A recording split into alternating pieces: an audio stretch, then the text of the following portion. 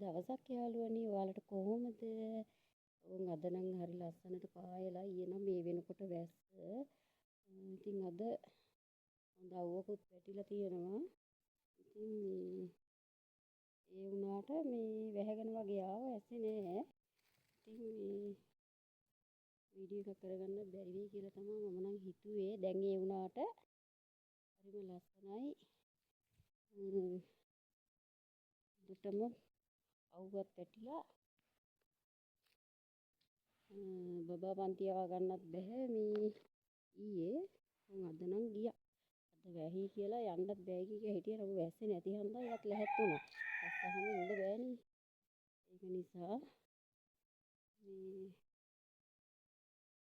යාළුවනේ අද අපි මේ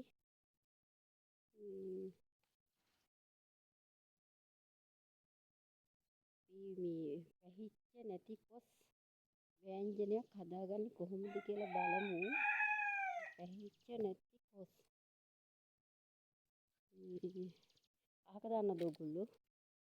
වැහිච්ච නැති කොස් අපි නම් අහක දාන්නේ නැහැ. ඒක අපි හදන ක්‍රමේ බලමු කොහොමද හදාගන්නේ කියලා.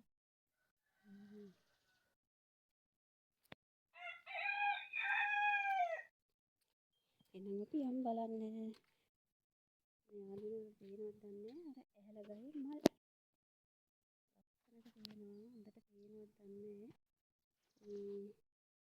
ඇහැල ගහේ යාළුවනේ මේ ඉතිරියක් තිබ්බත් මම මෙහෙම වේල ගන්නවා. අග්ගල හැම හදලා ඊට දුවන්නට එහෙම දෙනවා. ඉතින් මේ වගේ ওই ගෙඩිය වැටෙන දෙහි එකතු කරලා ෆ්‍රිජ් එකේ දාලා තිබ්බා නිකානිකරුණේ වේලෙනවානේ. ඒක නිසා වේලිලා අහක දාන්න වෙනවා. ඒවම කුක්ක කරන්න ගන්න බැරි නිසා මම මේ විදිහට වේල ගන්නවා. වේලගෙන අවුරුදු 2ක් වුණත් තියාගන්න පුළුවන්. හරියට හොඳට වේල ගත්තොත් ඒ ක්‍රමය මම පෙන්නන්නම්. ඒ හදන ක්‍රමේ මේ දෙහි ටිකක් අපි වේලගෙන යාළුවනේ ඔන්න ලිපනම් ඇවිලෙනවා හොඳට. ඔන්න අපි එළියක් ලිපේ තියාගත්තා. රස්නේ යාළුවනේ මොකද මේ තව කරන්න තියෙන්නේ මේකේ? අපි අර ගෙයි ලිප මේ පොරණු වැඳ ගන්න ඕනේ. දැන් සිමෙන්ති ගණන් ගිහලා ඉතින් ඒව හදාගන්නේ කොහොමද? ටිකක් කල්යයි ඉතින් හදාගන්න. එතකොට මේ තාවකාලික ලිපේ උයනවා. ඉතින් ගෑස් එක ගණන් ගියානේ. ගෑස් එකේ ඉතින් කොහොමත් මේ වගේ දේවල් කරන්න බෑ. ඒක නිසා මේ අපි මේක තමයි හදාගන්නේ. ඊපස්සේ අපි තෙල් ටිකක් දාගන්න පොඩ්ඩක් විතර. තෙල් ටිකක් දාගන්න. ඉතින් යාළුවනේ මම ඔය කොස් කපා ගත්තා. මේ කපලා සෝදලා මේ සේරම කරගත්තා. ඇටත් ඔක්කොම මම කලවම් කරගත්තා. තම්බනකොට තමයි ඇට මේ වෙනම මේ අඩියට දාගන්න ඕනේ.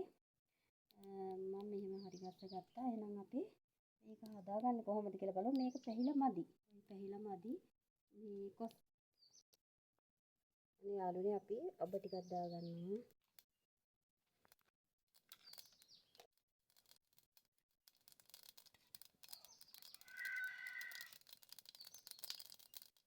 අබ ටික පුපුරලාගෙන ඉවර වෙනකොට සුදුලු ටිකක් දාගන්නවා.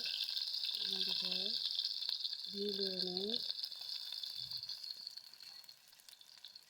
අවුරුස් ටිකක් ඒකටම දාගන්නවා. කරපිංච මට ගන්න බැරිම කරපිංච ටිකක් අරන් එන්න. අන්න යාළුවනේ කරපිංච රම්පම වේලලා තියාගෙන ඉන්නේ. ඕම ඔය විදිහටම රම්ප කරපිංච හොදලා වේලලා මේ තියාගෙන ඉන්නේ රම්ප.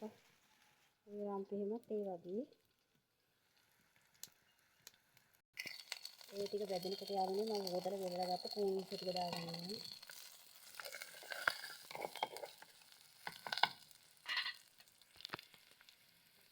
ඊළඟට යාළුවනේ මේ කපාගත්ත කොස් ටික දාගන්නවා. දාලා හොඳට කලවම් කරගන්න.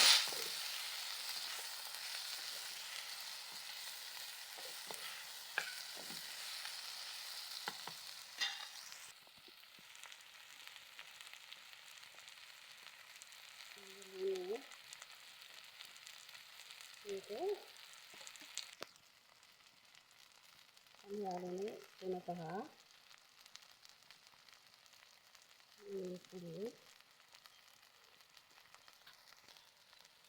මේ පහට දාගන්නවා. ඔන්න යාළුවනේ තෙලෙන් ටිකක් දැන් දෙන්න වහලා තිබ්බා. දැන් අපි ජීවිත ටික දාලා කඳගමු.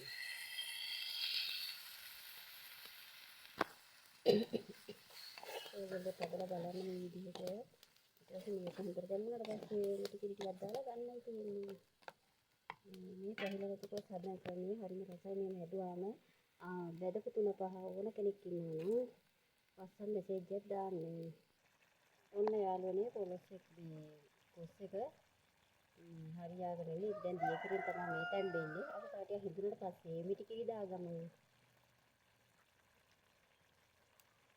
ඔන්න පැහැුන්නේ කියලා වීසි කරන්න එපා. කොස් පැහිච්ච නැති කොස් වලින් කොස් නෙමෙයි හදන්න පුළුවන්. ඒකේව හදනවානේ. ඒ වගේ තමයි මේකත්. අහක දාන්න ඕනේ අපරාධනේ. ඉතින් කොස් තියෙන කාලෙකුත් වෙන නැති කාලෙකුත් තියෙනවනේ. ඔන්න යාළුවනේ මේ ගානට එද්දි අපි මිටි කිරි ටික දාගමු. මිටි කිරි ටික දාලා හොඳට කලවම් කරගමු.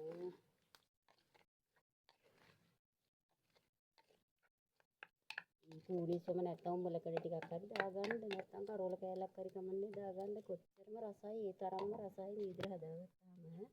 ඉතින් ඔයාලා හදලා බලලා මෙට්ටයක් දාන්නකෝ බලන්න. පැහිච්ච කොස් නෙවෙයි පැහුණු නැති කොස්.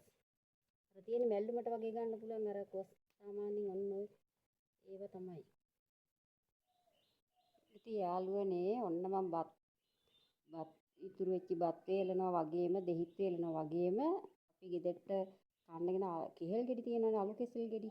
ඒවත් මම දැන් මේ වේල ගන්නවා. එතකොට ඒක වීසි කරන්න ඕනේ නැහැනේ. දැන් ගොඩක් ගෙනපුවාම ඉතුරු වෙලා ඉදිලා නරක් වෙලා වීසි කරනවා. ඉතින් අපි කන ප්‍රමාණය අරගෙන වැඩි තියෙන එක මේවා වෙන්න නොදී නරක් වෙන්න නොදී මම කරන්නේ මෙන්න මේ වගේ වේල ගන්නවා.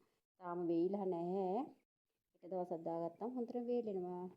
ඉතින් යාළුවනේ ඔන්න මේ කොස් ව්‍යංජනේ නම් හරි. දැන් අපි මේක බාගමු. ඉතින් ඔන්න ඔය විදිහට තමයි හදාගන්න ඕනේ. පැහිලා නැහැ කියලා අහක දාන්න එපා. ඉතින් මේ විදිහට හදාගත්තාම පාන් රොටි ඉන්දියාප බත් ඕනම දෙයකට මේකත් එක්ක විතරක් උනත් කන්න පුළුවන්. ඉතින් ඔයාලත් ඔය විදිහට හදලා බලන්න. එහෙනම් අපි මේක බාගමු. ඔන්න දැන් ඉතින් ලිපෙන් බාගෙන මං ආවා. ඉතින් යාළුවනේ ඔන්න පැහිලා නැහැ කියලා අහක දාපු කොස් ව්‍යංජනේ කොහොමද කියලා ඔය විදිහට හදලා කාලා බලලා කමෙන්ට් එකක් කරලා දාන්නකෝ බලන්න.